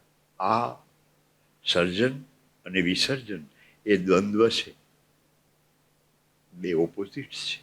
અને વાત નીકળી છે તો કહી દઉં કે કવિતાનું એક કામ એ દ્વંદ્વોથી આગળ જઈ અને દ્વંદ્વાતીતતાનો અનુભવ કરાવવો એ છે. કવિતાનું એક લક્ષ્ય એ છે. આપણે દ્વંદ્વાત્મક જીવનમાં, દ્વૈતમૂલક જીવનમાં જીવીએ છીએ એટલે આપણી ભાષા પણ દ્વંદ્વાત્મક છે. ઓપોઝિટ્સ વાળી ભાષા છે. સુખ દુઃખ, હર્ષ શોક, રાગ વૈરાગ, આ બધા દ્વંદ્વો છે. આ દ્વંદ્વોનું કથન માત્ર કવિતા નથી. આ દ્વંદ્વોને બરાબર પામી અને એનું અતિક્રમણ, એની બીજી પાર જવું એ કવિતા છે. તો આમાં સર્જન વિસર્જન એ બંનેને એક સરખા જોઈ એનાથી પર થઈને જોવાય છે. તો એને માટે અનિવાર્ય છે આંખ મીચીને અંતરદૃષ્ટિ કરીએ તો જ શક્ય છે. આંખ મીચીને હવે જોઉં તો દેખાય છે. ક્યાંક કંઈક ખુલી રહ્યું, ક્યાંક કંઈક બીડાય છે. આ થઈ જાય તો દર્શનની વ્યાપકતાનો પણ અનુભવ થાય. જે ઝળકતું હોય છે, તારકોના મૌનમાં. જે ઝળકતું હોય છે તારકોના મૌનમાં, એ જ તો સૌરભ બનીને આંગણે વિખરાય છે. તો એ આખું યુનિવર્સલ એક્સપિરિયન્સ અને એની સૂક્ષ્મતા, જે દૃશ્ય છે એનું ગ્રહણમાં રૂપાંતર થાય છે, સૌરભ બની વિખરાય છે. અને એ આપોઆપ થાય છે, બધું કંઈ કરવાનું નથી હોતું એમાં. જે ઝળકતું હોય છે તારકોના મૌનમાં, એ જ તો સૌરભ બનીને આંગણે વિખરાય છે. અને છેલ્લે શબ્દને અર્થો હતા, ઓગળી કલરવ થયા. સરળ નથી શબ્દનું સાવ ઓગળવું, ગઝલ બને પરંતુ કોક અવસરે જ બને. સરળ નથી જ શબ્દનું સાવ ઓગળવું, ગઝલ બને પરંતુ કોક અવસરે જ બને. એટલે એ જ્યારે શબ્દ ઓગળી જાય ત્યારે ગઝલ બને. તો અહીંયા શું થાય છે? એક શબ્દને અર્થો હતા, ઓગળી કલરવ થયા. હવે કલરવ ધર્મી જે કંઈ વસ્તુઓ છે એ બધી એકરૂપ બની જાય છે. મન, ઝરણ, પંખી, બધું. પછી તો બધું કલરવ ધર્મી થઈ જાય છે. મન, ઝરણ, પંખી બધું ક્યાં જુદું પરખાય છે? શબ્દને અર્થો હતા, ઓગળી કલરવ થયા. મન, ઝરણ, પંખી બધું ક્યાં જુદું પરખાય છે? આ અહીં પહોંચ્યા પછી સાંજ ઢળતા જ રોશન થતા, મહેકતા હાથ ગજરા, ગળે હાર ઝુલાવતા. સાંજ ઢળતા જ રોશન થતા, મહેકતા હાથ ગજરા, ગળે હાર ઝુલાવતા. ખીંટીએ લટકતી રાખીને રિક્તતા, આમે નીકળ્યા ખેસ ફરકાવ. સાંજ ઢળતા જ રોશન થતા, મહેકતા હાથ ગજરા, ગળે હાર ઝુલાવતા. ખીંટીએ લટકતી રાખીને રિક્તતા, આમે નીકળ્યા ખેસ ફરકાવ.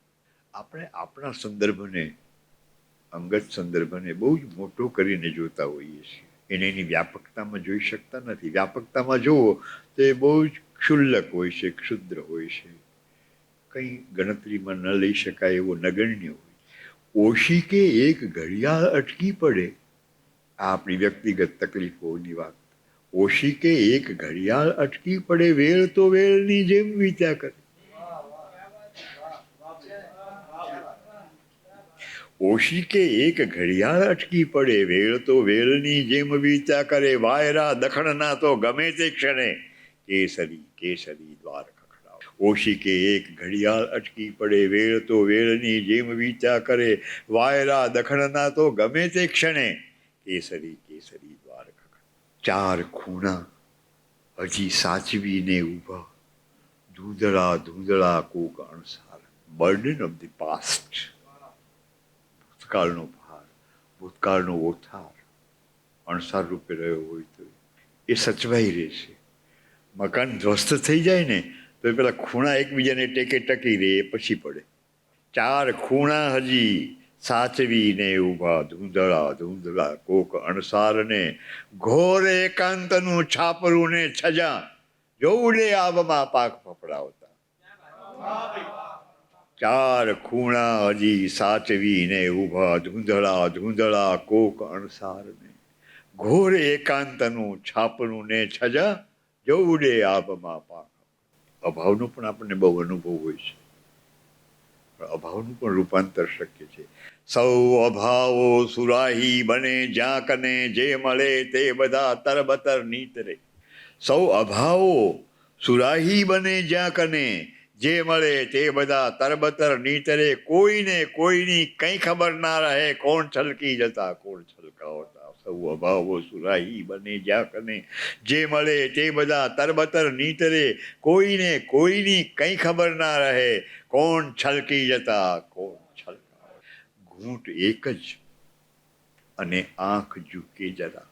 ઘૂંટ એક જ અને આંખ ઝૂકે જરા.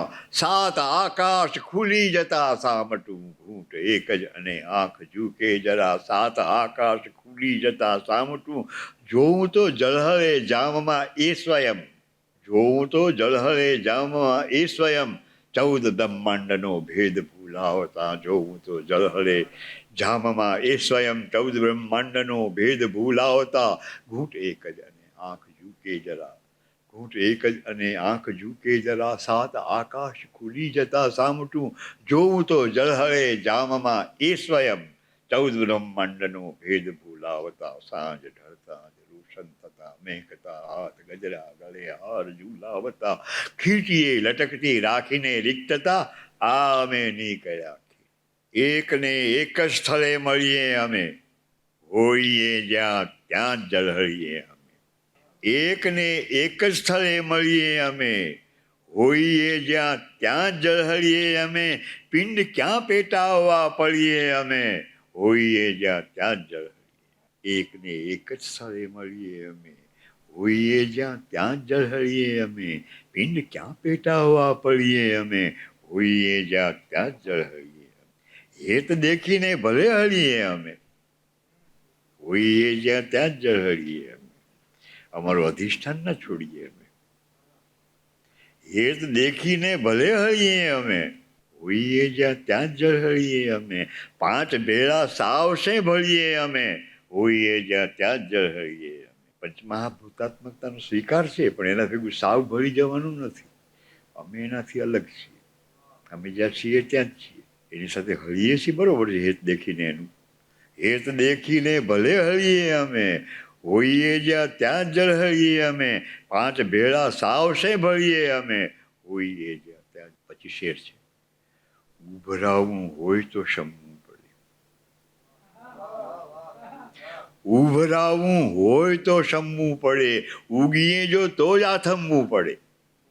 ઉભરાવું હોય તો શમવું પડે, ઉગીએ જો તો જ આથમવું પડે. મેરુ ચડતા એ નહીં ચડીએ અમે, હોઈએ જ્યાં ત્યાં જ જળહળીએ અમે. ઉભરાવું હોય તો શમવું પડે, ઉગીએ જો તો જ આથમવું પડે. મેરુ ચડતા એ નહીં ચડીએ અમે, હોઈએ જ્યાં ત્યાં જ જળહળીએ અમે. કંઈક સમજ્યા ત્યારથી બેઠા છીએ, કંઈક સમજ્યા ત્યારથી બેઠા છીએ, હાથમાં હુક્કો લઈ આ ઢોલીએ. કંઈક સમજ્યા ત્યારથી બેઠા છીએ, હાથમાં હુક્કો લઈ આ ઢોલીએ. ક્યાંથી મળીએ કોકને ફળીએ અમે, હોઈએ જ્યાં ત્યાં જ જળહળીએ અમે. કંઈક સમજ્યા ત્યારથી બેઠા છીએ, હાથમાં હુક્કો લઈ આ ઢોલીએ. ક્યાંથી મળીએ કોકને ફળીએ અમે, હોઈએ જ્યાં ત્યાં જ જળહળીએ અમે. શબ્દના દીવા બળે છે ડેલીએ, શબ્દના દીવા બળે છે ડેલીએ. આવતલ આવી મળે છે ડેલીએ. શબ્દના દીવા શબ્દના દીવા બળે છે ડેલીએ. આવતલ આવી મળે છે ડેલીએ. સ્વપ્ન જેવું શીદ સરવળીએ અમે, હોઈએ જ્યાં ત્યાં જ જળહળીએ અમે. શબ્દના દીવા બળે છે ડેલીએ. આવતલ આવી મળે છે ડેલીએ. સ્વપ્ન જેવું શીદ સરવળીએ અમે, હોઈએ જ્યાં ત્યાં જ જળહળીએ. એકને એક જ સ્થળે મળીએ અમે, હોઈએ જ્યાં ત્યાં જ જળહળીએ અમે. પિંડ ક્યાં પેટાવવા પડીએ અમે, હોઈએ જ્યાં ત્યાં. હરી તમારી જેમ જ અમને હરતા ફરતા રાખો. હરી તમારી જેમ જ અમને હરતા ફરતા રાખો. કદી નહીં કહીએ તમને કે આ કે તે કંઈ આપો. કદી નહીં કહીએ તમને કે આ કે તે કંઈ આપો. કદી નહીં કહીએ તમને કે આ કે તે કંઈ કાપો. અમે ક્યાં કહીએ એવું કે અહીંયા કે ત્યાં થાપો. અમે ક્યાં કહીએ કે હું કે અહીંયા કે ત્યાં થાપો. 3 ડગલામાં તમે ભલે ને 3 ભુવનને માપો. અમે નહીં કહીએ તમને કે આ કે તે કંઈ આપો. કદી નહીં કહીએ તમને કે આ કે તે કંઈ કાપો. અમે ક્યાં કહીએ એવું કે અહીંયા કે ત્યાં થાપો. તમે ભલે ને 3 ડગલામાં 3 ભુવનને માપો. હરી તમારી જેમ જ અમને હરતા ફરતા રાખો. અમે અમારે માર્ગ, તમે તમારે માર્ગ. અમે અમારે માર્ગ, તમે તમારે માર્ગ. માર્ગ મળી જાય ને મોજમાં ભળી જાય તો અરસ પરસ રસ ચાખો. અમે અમારે માર્ગ, તમે તમારે માર્ગ માર્ગ માર્ગ મળી જાય ને મોજ મોજમાં ભળી જાય તો અરસપરસ રસ ચાખો, હરી તમારી જેમ જ અમને હરતા ફરતા રાખો. અમે ક્યાં કહીએ દેખાડો, અમે ક્યાં કહીએ દેખાડો, અમે ક્યાં કહીએ કે દાખો, અમે ક્યાં કહીએ દેખાડો, અમે ક્યાં કહીએ કે દાખો. મૌન મરકવું ઘણું અમારે, મૌન મરકવું ઘણું અમારે, ભલે કાંઈ ન ભાખો. અમે ક્યાં કહીએ દેખાડો, અમે ક્યાં કહીએ કે દાખો. મૌન મરકવું ઘણું અમારે, ભલે કાંઈ ન ભાખો, હરી તમારી જેમ જ અમને હરતા ફરતા રાખો. અમે અમારી અંદર ફરીએ, અમે અમારી અંદર ફરીએ, આ કે તે કંઈ ના ઓચરીએ. અમે અમારી અંદર ફરીએ, આ કે તે કંઈ ના ઓચરીએ. અમે નહીં કહીએ કે ખોલો, અમે નહીં કહીએ કે વાખો, અમે નહીં કહીએ કે ખોલો, અમે નહીં કહીએ કે વાખો, હરી તમારી જેમ જ અમને હરતા ફરતા રાખો. તમે તમારું સંભાળો ને, તમે તમારું સંભાળો ને, હોય કાજ તમારે લાખો. તમે તમારું સંભાળો ને, હોય કાજ તમારે લાખો. કરવું ધરવું કંઈ ના અમારે, કરવું ધરવું કંઈ ના અમારે, ભલો અમારે ભવા આખો પાખો, હરી તમારી જેમ જ અમને હરતા ફરતા રાખો. તમે તમારું સંભાળો ને, હોય કાજ તમારે લાખો. કરવું ધરવું કંઈ ના અમારે, ભલે અમારે ભવા આખો પાખો, હરી તમારી જેમ જ અમને હરતા ફરતા રાખો. અડા બીડ ઉગ્યા આડેધડ, અડા બીડ ઉગ્યા આડેધડ, કોઈ કહે કેસરની ક્યારી, કોઈ કહે કે ખડ. અડા બીડ ઉગ્યા આડેધડ, કોઈ કહે કેસરની ક્યારી, કોઈ કહે કે ખડ. અમને તો કંઈ ખબર પડે નહીં, તું આવીને અડ.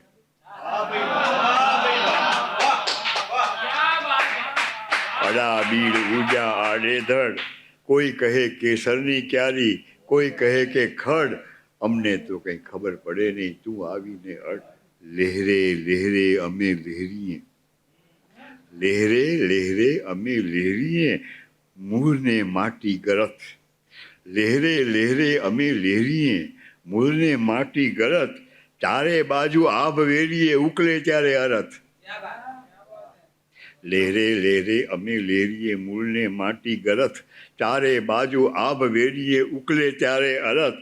તું જો ઝાકળ હોય તો અમથું પાંદ ઉપરથી દડ, તું જો ઝાકળ હોય તો અમથું પાંદ ઉપરથી દડ. અડા બીડ ઉગ્યા આડેધડ, કોઈ કહે કેસરની ક્યારી, કોઈ કહે કે ખડ. અમને તો કંઈ ખબર પડે નહીં, તું આવીને અડ. અમે આવડ્યું એવું ઊભા, અમે આવડ્યું એવું ઊભા અડધા પડધા તડકે. અમે આવડ્યું એવું ઊભા અડધા પડધા તડકે, ઝીલેલું એ જલાય છે ક્યાં અડધું પડધું અડકે. અમે આવડ્યું એવું ઊભા અડધા પડધા તડકે, ઝીલેલું એ જલાય છે ક્યાં અડધું પડધું અડકે. તું જો વીજળી હોય તો આવી આખે આખું પડ, તું જો વીજળી હોય તો આવી આખે આખું પડ. અડા બીડ ઉગ્યા આડેધડ, કોઈ કહે કેસરની ક્યારી, કોઈ કહે કે ખડ. અમને તો કંઈ ખબર પડે નહીં, તું આવીને અડ. લહેરે લહેરે અમે લહેરીએ, મૂળને માટી ગરથ. ચારે બાજુ આભ વેરીએ, ઉકલે ત્યારે અરથ. તું જો ઝાકળ હોય તો અમથું પાંદ ઉપરથી દડ. અમે આવડ્યું એવું ઊભા અડધા પડધા તડકે, ઝીલેલું એ જલાય છે ક્યાં અડધું પડધું અડકે. તું જો વીજળી હોય તો આવી આખે આખું પડ. અડા બીડ ઉગ્યા આડેધડ, કોઈ કહે કેસરની ક્યારી, કોઈ કહે કે ખડ. અમને તો કંઈ ખબર પડે નહીં, તું આવીને. સખી પરગટની પાળે રે, સખી પરગટની પાળે રે, સૂરજ ઝાંખો લાગ. સખી પરગટની પાળે રે, સૂરજ ઝાંખો લાગતો. સખી અંદરના અજવાળે રે, સૂરજ ઝાંખો લાગતો. સખી અંદરના અજવાળે રે, સૂરજ ઝાંખો લાગતો. સખી પરગટની પાળે રે, સૂરજ ઝાંખો લાગતો સખી અંદરના અજવાળે રે, સૂરજ ઝાંખો લાગતો સખી અઢળક ઢળતા ઢાળે રે, સૂરજ ઝાંખો લાગતો સખી અઢળક ઢળતા ઢાળે રે, સૂરજ ઝાંખો લાગતો સખી લેલુમ મલચતી ડાળે રે, સૂરજ ઝાંખો લાગતો સખી લેલુમ મલચતી ડાળે રે, સૂરજ ઝાંખો લાગતો સખી અઢળક ઢળતા ઢાળે રે, સૂરજ ઝાંખો લાગતો સખી જળહળ ઝાંક જમાડે રે, સૂરજ ઝાંખો લાગતો સખી જળહળ ઝાંક જમાડે રે, સૂરજ ઝાંખો લાગતો સખી શ્વાસના અધગાળે રે, સૂરજ ઝાંખો લાગતો સખી શ્વાસના અધગાળે રે, સૂરજ ઝાંખો લાગતો સખી જળહળ ઝાંક જમાડે રે, સૂરજ ઝાંખો લાગતો સખી શ્વાસના અધગાળે રે, સૂરજ ઝાંખો લાગતો સખી કોણ કોને ન્યાળે રે, સૂરજ ઝાંખો લાગતો સખી કોણ કોને ન્યાળે રે, સૂરજ ઝાંખો લાગતો સખી ભળતું તે શું ભાળે રે, સૂરજ ઝાંખો લાગતો સખી ભળતું તે શું ભાળે રે, સૂરજ ઝાંખો લાગતો સખી પરગટની પાળે રે, સૂરજ ઝાંખો લાગતો સખી અંદરના અજવાળે રે, સૂરજ ઝાંખો લાગતો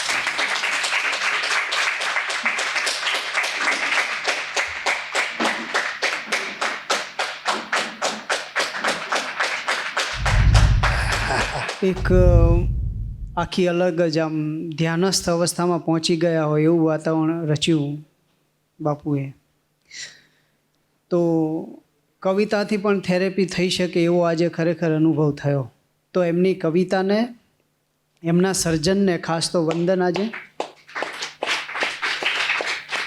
અને આ આખો જે ઉપક્રમ રચાયો જેના થકી એવા વિવેક દેસાઈ અત્યારે હમણાં જ અહીંયા એક અર્જન્ટ કામ આવ્યું એટલે ગયા, એમના પણ આ ક્ષણે આપણે સૌ આભારી છીએ. અને આ જે થઈ રહ્યું છે એ કોઈ એક માણસથી નથી થઈ શકતું હતું. આની પાછળ ઘણી બધી ભૂમિકા હોય છે ઘણા માણસોની. તો એમાં રામ મોરી છે, મનવિતા છે જે હમણાં અહીંયા ફોટોગ્રાફી કરતી હતી, અમારા સાગરભાઈ છે જે અહીંયા છબીથી મંઢારે છે, આખું વિડીયોની જે વ્યવસ્થા સંભાળે છે, મિલનભાઈ છે, મેહુલભાઈ છે. ઘણા બધા લોકો આ એક ઇવેન્ટને ઊભી કરવા માટે પડદા પાછળ ઊભા હોય છે. તો એ બધાને ખરેખર આ ક્ષણે આપણે વધાવવા જોઈએ. અને આ કોવિડની સિચ્યુએશન પછી હવે ધીમે ધીમે આ ઇવેન્ટના દરવાજા થોડા થોડા ખુલ્યા છે, ત્યારે આ એક નાનકડો પ્રયત્ન થઈ રહ્યો છે. અને આપ સૌ આવો છો એ માટે નવજીવન વતી અમે સૌ આપના આભારી છીએ. અને આ રીતે આવતા રહેજો. તો આ આખી કવિતાની પ્રક્રિયા, કવિતા પાઠ, એની એક જુદી જ અનુભૂતિ એમને કરાવી. અને હવે વાંચકોને વિનંતી છે કે એમની સાથે એ સીધો સંવાદ કરી શકે છે કોઈ. આપે જે વાત કરી એમાં જણાવ્યું કે 14 વર્ષની ઉંમરે આપને ખ્યાલ આવી ગયો હતો કે આપ કવિતા કરશો. હા હા. અને 20 વર્ષ સુધી કવિતા નહીં કરો એવું આપે નક્કી કર્યું. અને વચ્ચેના સમયમાં સજ્જતા કેળવવાનું કામ કર્યું. તો આ સજ્જતા કેળવવી એટલે શું, એની થોડી જો સમજ આપો તો સારું રહેશે અમારું. ક્યાં વાત હે. સરસ. સજ્જતા એક તો તમારે જે માધ્યમમાં પ્રગટ થવું છે એ માધ્યમ પર તમારો એ માધ્યમનો પૂરેપૂરો તમને પરિચય થાય, એ માધ્યમ પર તમારું પ્રભુત્વ આવે, એને આપણે સજ્જતા કહીએ.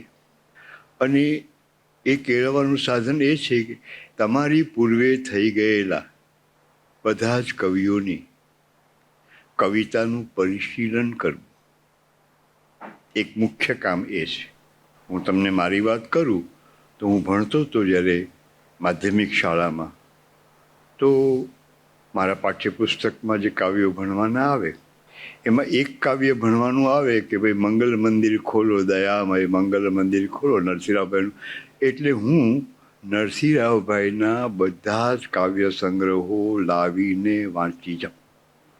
મારી એ વખતની જે કવિતાની રુચિ હતી એની સાથે બંધ બેસતા ન હોય તો પણ જે મને કવિતા ન લાગે, અકવિતા લાગે, એ પણ એક પથ્ય તરીકે, ઔષધ તરીકે, એરંડિયું પીતા હોય એમ પણ એ પી જવાના, એમાંથી પસાર થવાનું. એટલે શું ન કરવું એની તો ખબર પડે. તો એ પછી કવિતા પદાર્થને સમજવા માટે, એટલે આ તો મારા બધા જ જે કવિતા આવતી એના એક ઉદાહરણ મેં આપ્યું, પણ એક એક કવિના બધા જ સંગ્રહો એ લાવીને એક કવિતા જેની આવે એમાં નામ આપ્યું કે આ સંગ્રહ છે, એ બધા જ લાવીને મારે એમાંથી પસાર થવાનું થાય. તો આવો એક ઉપક્રમ મેં રાખ્યું હતું.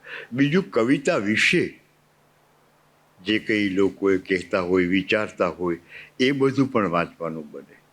પછી રહ્યું ભાષા વિશે, તો હું 8મા ધોરણમાં હતો ત્યારે ભાષા વિજ્ઞાનના બધા પુસ્તકો મેં જોયા હતા. અને છંદ, તો છંદના પણ એ વખતે બૃહદ પિંગલ બહાર પડી ચૂક્યું હતું, તો એમાંથી પણ હું પસાર થયો હતો. આ બધાનું અધ્યયન કરવાનું રહેતું હતું અને મને ખૂબ સમય હતો. મને બધા વિષયોમાં મારી બહુ સરસ ગતિ હતી. ગણિત પણ હું આગળના ધોરણનો રીતના દાખલા જોઈને આખું ગણી કાઢું એવું બને. એટલે મારી પાસે સમય ખૂબ હતો. અને બીજું મને એક ક્યાંકથી એવું વાંચવામાં આવી ગયેલું કે પ્રથમાશ્રમમાં, એટલે વિદ્યાર્થી અવસ્થામાં, એક જ ઊંઘ લેવાય, 2 ઊંઘ ન લેવાય. એટલે રાતના ગમે ત્યારે ઊંઘ ઉડી જાય તો પછી સૂવાનું નહીં. તો કરવાનું શું? વાંચવાનું. અને 8 વર્ષની ઉંમરે એ પહેલાં હું રોજની 3 નવલકથા વાંચતો. પણ હું 8મા ધોરણમાં આવ્યો ત્યારે સભાન થઈ ગયો કે આમાં જેટલો સમય અને શક્તિ જાય છે એટલું મળતર નથી. એટલે મારે બીજું બધું વાંચવાનું જ રહેતું. એટલે ગંભીર પ્રકારનું વાંચવાનું રહેતું. એટલે 8મા ધોરણમાં મેં કૌટિલ્યનું અર્થશાસ્ત્ર વાંચ્યું હતું. બહુ ગમી ગયું, એટલે 2 વાર વાંચ્યું હતું. એનાથી મને ખૂબ લાભ થયો. કેમ કે ચાણક્યમાં જે વિશ્લેષણ અને અવલોકન એ જે જોવા મળે એ આત્મસાત કરવા જેવા હતા એવું લાગ્યું. એ વખતે યાજ્ઞવલ્ક્ય સ્મૃતિ પણ મેં એક વખતે વાંચેલી. એટલે આવું બધું કાવ્યમાં આડકતી રીતે ખપમાં આવે એવું પણ વાંચતો હતો. માત્ર કવિતાઓ વાંચતો હતો એવું નહોતું. ભાષાશાસ્ત્રના એ દરમિયાન બધા જ પુસ્તકો જે કંઈ બહાર પડ્યા હતા એ મેં જોયા હતા. એટલે આ રીતે સજ્જતા કેળવવી પડે. અને એક કિમિયો એવો છે કે તમને કોઈ કવિતા ગમી તો શા માટે ગમી એ જ તમારે શોધવાનું હોય. એવું કવિએ ભાષા દ્વારા શું કર્યું છે કે તમને ગમ્યું, એ જેને લખવી છે કવિતા એને એ શોધવું જોઈએ. એટલે એવી રીતે કવિતા વાંચવી જોઈએ.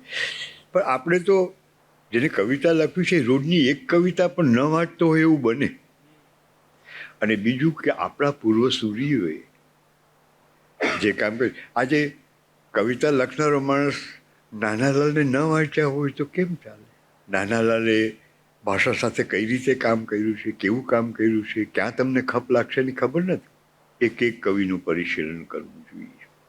મને યાદ છે કે અમુક વખત મારા જન્મદિવસને દિવસે હું કાલિદાસમાંથી થોડું વાંચ્યું, શેક્સપિયરમાંથી થોડું વાંચ્યું, અને કાલિદાસ, શેક્સપિયર અને રવિન્દ્રનાથ ટાગોરમાંથી થોડું વાંચ્યું.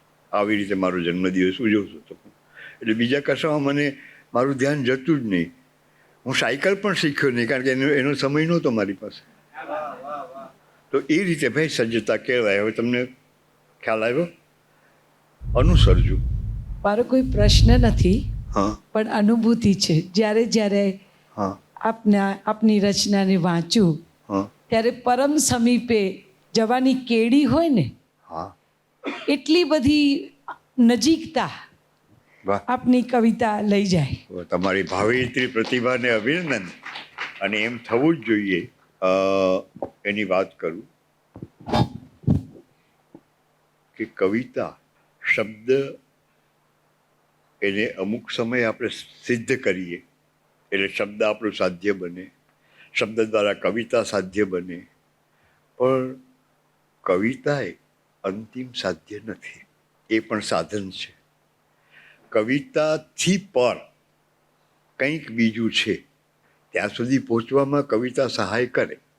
એ લક્ષ્યમાં જો રહે તો આવું શક્ય બને કે તમને કવિતાનો અર્થ એ છે, સાવ સીધી સોંસરી શી ઉડ્ડયનની સાદગી, સાવ સીધી સોંસરી શી ઉડ્ડયનની સાદગી, જાતની પાસે મૂકી દે ક્યાંય રખડાવ્યા વિના. તો કવિતાનું એક લક્ષ્ય આ છે કે તમને તમારી પોતાની પાસે લઈ જાય. કેમ કે કવિતાનું લક્ષ્ય આનંદનો અનુભવ કરવો એ છે. મને રચના કરતી વખતે જે આનંદ થયો એવો જ અનુભવ શ્રોતાને પણ થાય.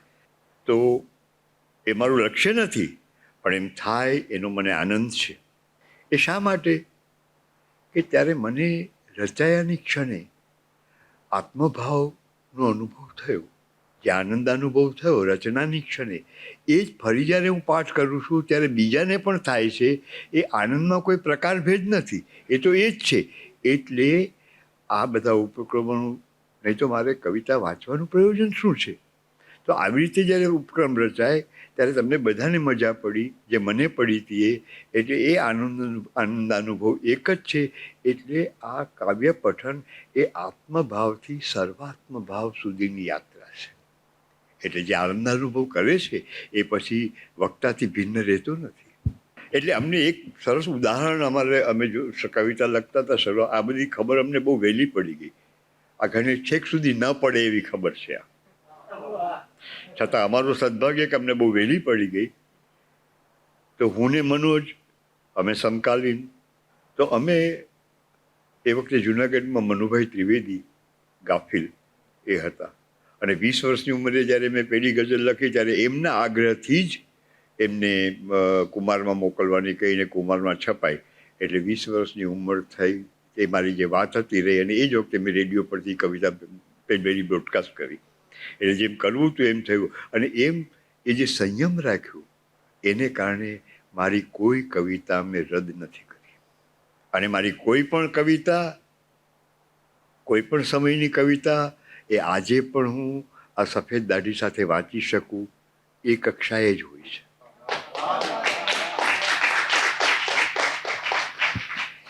તો એ વખતે અમને એક સરસ વાત બનેલી અમારી. હું ને મનોજ એમને અમારી કવિતાઓ સંભળાવીએ એટલે દાદ આપે ને, તો મનુભાઈ ત્રિવેદી દાદ કેવી રીતે આપે ખબર છે? વાહ મનોજભાઈ વાહ વાહ, વાહ રાજેન્દ્રભાઈ વાહ વાહ. એટલે હું ને મનોજ મજાક કરીએ કે મનોજ દાદ તો ઉપર જાય હો, આપણા સુધી ના આવે, દાદ તો ઉપર જાય. પછી સમજાઈ ગયું કે આપણે જરૂર પણ નથી હોતી આપણા સુધી આવે એની. અને બીજું એક સરસ ઉદાહરણ એ આપતા કે કવિતા એ પોલ જમ્પનો વાંસ છે. એ તમને એક નિશ્ચિત ઊંચાઈ સુધી લઈ જાય, પછીની ક્ષણે તમારે ફેંકી દે અને અજ્ઞાતમાં કૂદી પડવાનું હોય. એમ જો ન કરો તો ડિઝાસ્ટર થાય. એટલે કવિતા પછી પણ કંઈક છે. અને એક ઊંચાઈ સુધી તમને લઈ જાય ત્યાં એનું કામ પૂરું થાય. પછી તમારે અજ્ઞાતમાં નિર્ભયપણે કૂદી પડવાનું હોય. પ્રણામ. તમારી કવિતામાં ભાષા અને સ્કેફોલ્ડ સિવાય આ જે આધ્યાત્મ છે, ભાષા અને સ્કેફોલ્ડ સિવાય આધ્યાત્મ છે, આ નવી પેઢી માટે બહુ દુર્લભ છે. ખાસ કરીને શહેરના જે અમે બાળકો છીએ એમાં, તો તમારો આધ્યાત્મ વિશે શું રહેશે અમને સંદેશ? ગીતામાં અધ્યાત્મની વ્યાખ્યા આવી છે, સ્વભાવ, પોતાનું હોવું, એ જ અધ્યાત્મ છે. અત્યારે આપણે આપણાથી દૂર દૂર જઈએ છીએ. આપણે કદાચ બહુ જ બહિર્મુખ થઈ ગયા છીએ. અને કવિતા એ બહિર્મુખતાની નથી. કવિતાના કમાડ અંદર ખુલે છે, બહાર નથી ખુલતા. હાસ્યરસના કમાડ બહાર ખુલે, પણ કવિતાના કમાડ તો અંદર જ ખુલે. એટલે જેટલું બને એટલું આપણી જાતની નજીક રહેવું એ જ અધ્યાત્મ છે. આપણી અંદર ઉતરવું અને બહિર્મુખતા એને ટાળવી. મેં છાપું નથી બંધાવ્યું કેમ કે મને બહિર્મુખ બનાવે છે. મેં ટીવી નથી રાખ્યું, એ મને બહિર્મુખ બનાવે છે. અને મારી ભાષાને કોઈ ગમે તે રીતે મારા સાંભળતા બોલે એ મારે માટે સહ્ય નથી. એ મારી ભાષા પણ બગાડે છે એ જો હું સાંભળું તો. કેમ કે ભાષાને પામ્યા વિનાના ભાષકો છે બધા. તો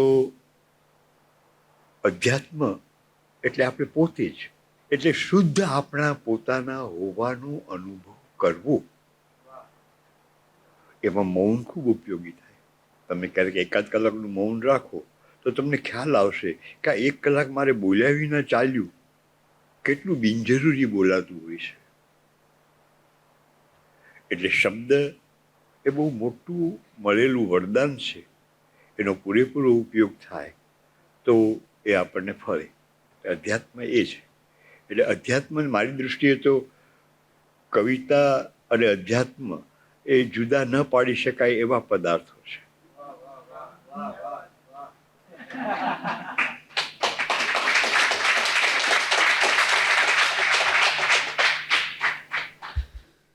ખાસ તો નવજીવન વતી હું રામ વિવેકભાઈ એમને ખાસ વંદન કરીએ છીએ કે આપણા યુગના એક બહુ મોટા કવિ અમારે આંગણે આવ્યા, એ માટે એમને વંદન કરીએ. આજના આ ઉપક્રમ નિમિત્તે નવજીવન પ્રકાશન ઘણા બધા પ્રકાશનો પણ કરે છે.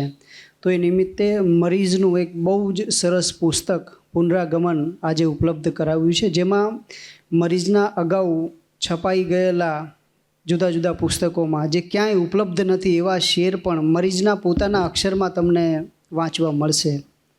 એનું કિંમત 600 રૂપિયા છે, પણ આજના દિવસ પૂરતું એ 500 રૂપિયામાં ઉપલબ્ધ છે. સાથે સાથે વિવેક દેસાઈનું પુસ્તક બનારસ ડાયરી, જેમાં બનારસના અદ્ભુત ફોટોગ્રાફ છે અને એની ફોટો સ્ટોરી છે.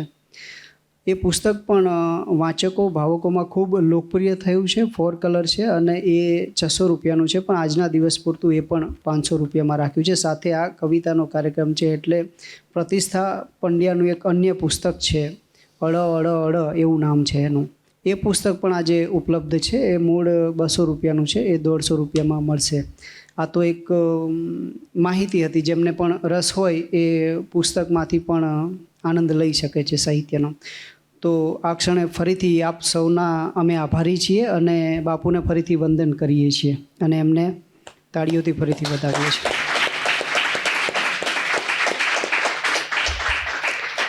આ કાર્યક્રમ અહીંયા વિધિવત રીતે પૂર્ણ કરીએ છીએ. Thank you very much.